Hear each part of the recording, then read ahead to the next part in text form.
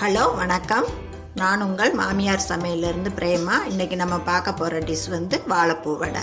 இப்போ வாழைப்பூ வடை வந்து நான் எப்படி செய்வேன்னு சொல்லிட்டு பார்க்கலாம் வாங்க. இப்போ இந்த வாழைப்பூவை நம்ம எப்படி க்ளீன் பண்ணலான்னு சொல்லிட்டு பார்க்கலாம். இப்போ இந்த வாழைப்பூ மேலே அந்த மடல்கள் இருக்கும், இதை எடுத்துடலாம். எடுத்துட்டு இதை இப்படியே எடுத்துக்குவோம். எடுத்து நம்ம இப்படி கையில் வச்சுட்டு இப்படி எடுத்தோன்னா இதில் வந்து இது வந்து நம்ம கிள்ளுனோன்னா வந்து இது ஒடியாது. அதே போல் இந்த இதுவும் வந்து இது கிள்ளுனா வந்து இது ஒன்றும் பிஞ்சு போகாது. அதனால் இது ரெண்டையும் வந்து செரிமானம் ஆகாது இது நம்ம வாழைப்பூவோடு சேர்த்துட்டோன்னா. அதனால் இதை நம்ம தனியாக எடுத்துடலாம். இந்த ரெண்டையுமே எடுத்துடணும். நம்ம இப்படி வச்சுக்கிட்டோன்னாலே இப்படி எடுத்தோன்னாலே வந்துடும்.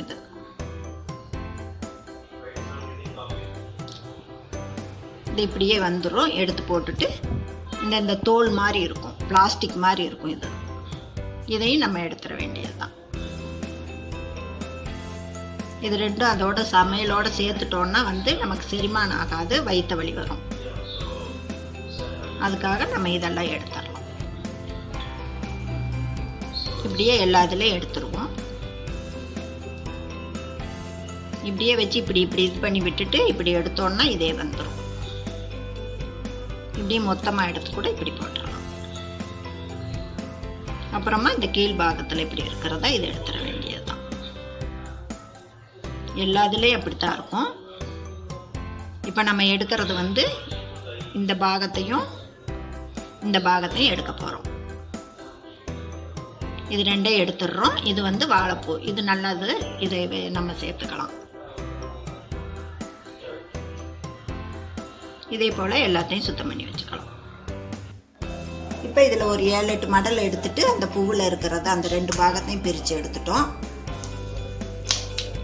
இப்போ வந்து இந்த மேலே லேசாக கட் பண்ணி விட்டுட்டோம்னா நமக்கு இந்த மடலுக்கு வந்து ஈஸியாக எடுத்துடலாம்.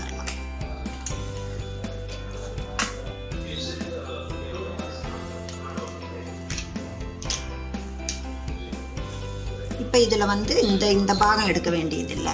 இது நல்லா இப்படியே கட் ஆகிடுது பாருங்கள். அதனால் இதை நம்ம இன்னும் எடுக்க வேண்டியதில்லை.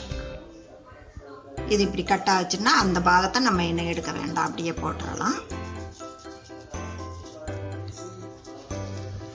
இந்த உள்ளே இருக்கிற இந்த நரம்பு மாதிரி பாகத்தை மட்டும் நம்ம எடுத்துடலாம். இன்னும் இந்த ஒரு பாகத்தை மட்டும் எடுத்துக்கிட்டோன்னா போதும். இப்போ ஒரு 4-5 மடலுக்கு பின்னாடி இருந்ததில் அப்படி வந்துச்சு. இதில் வந்து அந்த மேலே இருக்கிற அந்த நரம்பு மாதிரி இருக்கிறதும் இருக்காது. இப்படி கட் பண்ணணுன்னா பூவை இப்படியே கட் ஆகிரும். இப்போ அந்த நரம்பு மாதிரி இருக்கிறது கட் ஆகிடுது. அதனால் நம்ம எடுக்க வேண்டியதில்லை. இப்படியே அந்த மடலை மட்டும் எடுத்துட்டு இருக்கிற பூவெல்லாம் அப்படியே சேர்த்துக்கலாம்.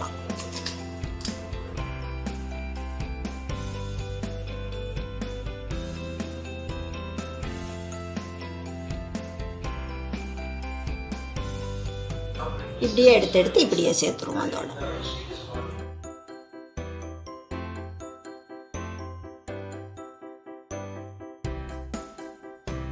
இப்படியே எடுத்து சேர்த்துக்கலாம். இன்னும் நம்ம இதை வந்து இப்படியே போட்டு கட் பண்ணி போட்டுக்கலாம்.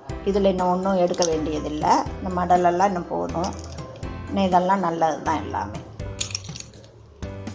அதனால் நம்ம இதை இப்படியே போட்டுடலாம். இப்போ நம்ம வந்து வாழைப்பூவில் இருந்ததெல்லாம் எடுத்து சுத்தம் பண்ணிட்டு வந்துட்டோம். அந்த நாரெல்லாம் எடுத்துட்டு இப்போ அதை எப்படி அரைக்கலான்னு சொல்லிட்டு பார்க்கலாம். நான் வந்து வேக வைக்க மாட்டேன், வாழைப்பூவை பச்சையாகவே போட்டு அரைப்பேன். அப்போ தான் அதில் இருக்கிற அந்த தொகுறு சத்தெல்லாம் நமக்கு நல்லா கிடைக்கும். அதுக்காக நான் பச்சையாகவே போட்டு அரைப்பேன். இப்போ அதை என்னென்ன சேர்த்துக்கலான்னு பார்க்கலாம். அதோட இப்போ அதுக்கு ஒரு 2 வரமிளகாய் எடுத்திருக்கேன். அதை 2ஆக கிள்ளி போட்டுக்கலாம்.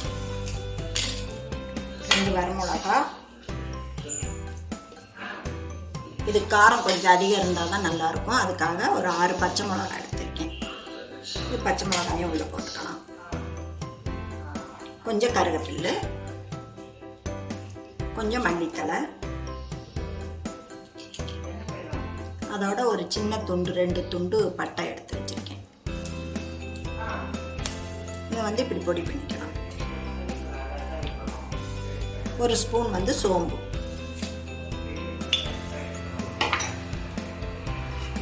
பூண்டு இவ்வளோ ஒரு 10 பல் இருக்கும், குட்டி பல்லுங்க தான், அதனால் ஒரு 10 பல் இருக்கும் பூண்டு எடுத்து வச்சுருக்கேன். அதையும் சேர்த்துக்கலாம். இஞ்சி கொஞ்சம் தோல் சீவி கட் பண்ணி வச்சுருக்கேன், இந்த இஞ்சியை சேர்த்துக்கணும். சின்ன வெங்காயம் போட்டால் நல்லாயிருக்கும். நான் இன்றைக்கி வந்து பல்லாரி தான், ஒரு பல்லாரியை இப்படி கட் பண்ணி வச்சுருக்கேன். இதையும் இதோட சேர்த்துக்கலாம்.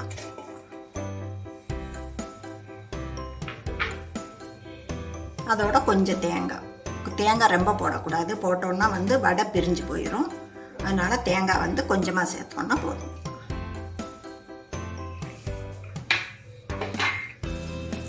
அதோட கொஞ்சம் உப்பு, அந்த வடைக்கு தேவையான அளவு உப்பு போட்டுக்கலாம்.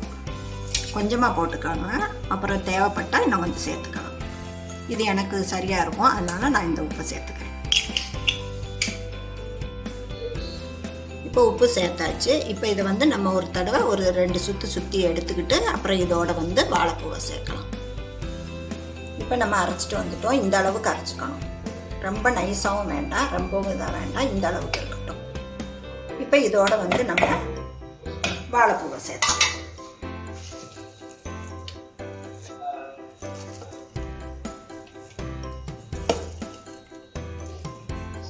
இது பச்சையாக இருக்கும்போது அந்த சத்து பூரா நமக்கு கிடைக்கும், அதுக்காக தான் பச்சையாகவே போட்டுக்கிறது.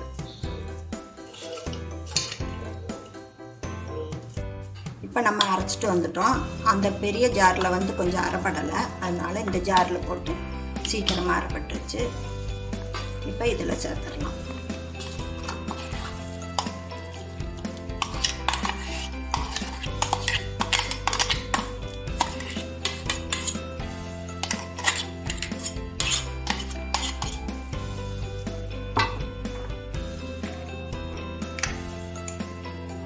இதோட வந்து கொஞ்சம் மஞ்சள் பொடி சேர்த்துக்கலாம். இது பொட்டுக்கடலை மாவு வந்து மிக்சியில் அடித்து வச்சுருக்கேன், நுணுக்கி வச்சுருக்கேன். இதையும் அதோட சேர்த்துக்கலாம்.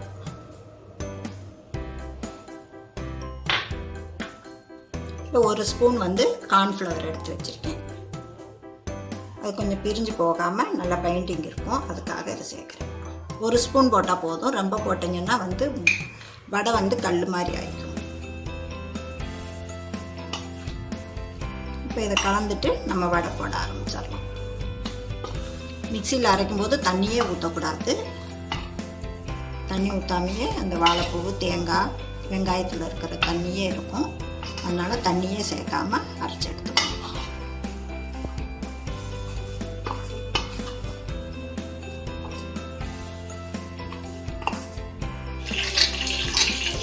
இது வந்து கொஞ்சம் டைம் ஆக கருப்பாகிக்கிட்டு தான் இருக்கும், நம்ம பச்சைப்பூ போட்டதுனால. அதனால் நம்ம வந்து இதை வடையாக கட்டிக்கிறோம்.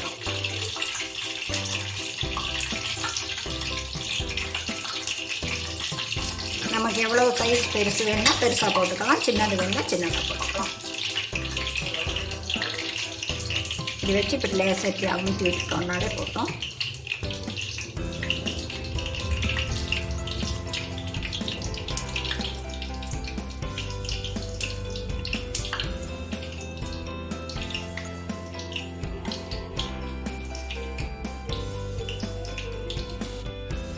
இப்போ நம்ம வடை தட்டி வச்சுட்டோம் எல்லாம்.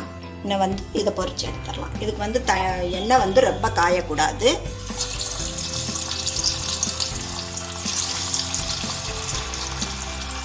சிம்மில் வச்சே பொரிச்சு எடுக்கணும், இல்லாட்டா வந்து மேலே கருகிரும், உள்ளே வந்து வேகாமல் இருக்கும். இப்போ 4 நிமிஷம் ஆயிடுச்சு, சிம்மிலேயே தான் வச்சுருக்கேன். இப்போ நம்ம வந்திருக்கோம், எடுத்துடலாம்.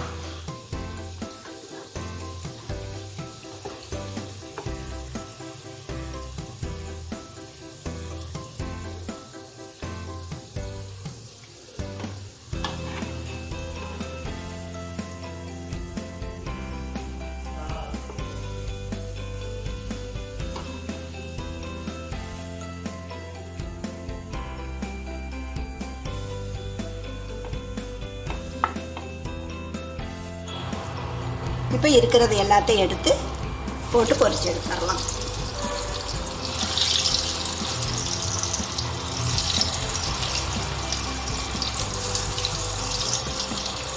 4 நிமிஷம் வந்துச்சுன்னா போதும். போட்டு ஒரு 2 நிமிஷம் விட்டுட்டு அப்புறம் நம்ம திருப்பி விட்டுறலாம். திருப்பி விட்டு திரும்ப ஒரு 2 நிமிஷம். இப்போ நம்ம வாழைப்பூ வடை எல்லாமே ரெடி ஆயிடுச்சு.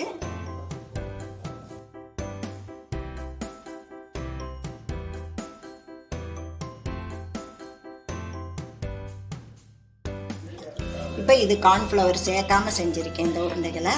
இது வந்து கொஞ்சம் லேசாக உடஞ்ச மாதிரி தெரியும். அதனால நீங்கள் ஒரு 1/2 ஸ்பூன் கார்ன்ஃப்ளவர் இல்லாட்டா அரிசி மாவு சேர்த்துக்கிட்டிங்கன்னா போதும். இப்படி உருண்டை வந்து உடையாமல் நல்லா வரும். வாழைப்பூ ரொம்ப உடம்புக்கு நல்லது. அதனால் எல்லோரும் இதை வந்து வாரத்துக்கு ஒரு தடவை செஞ்சு சாப்பிடுங்க. இப்போ நமக்கு வாழைப்பூ வடை எல்லாம் ரெடி ஆகிடுச்சு. இது வந்து மட்டன் கோலா உருண்டையை விடவே இது நல்லாயிருக்கும் டேஸ்ட்டு. இதே போல் செஞ்சு பாருங்கள். எப்படி இருக்குன்னு சொல்லுங்கள். தேங்க்யூ.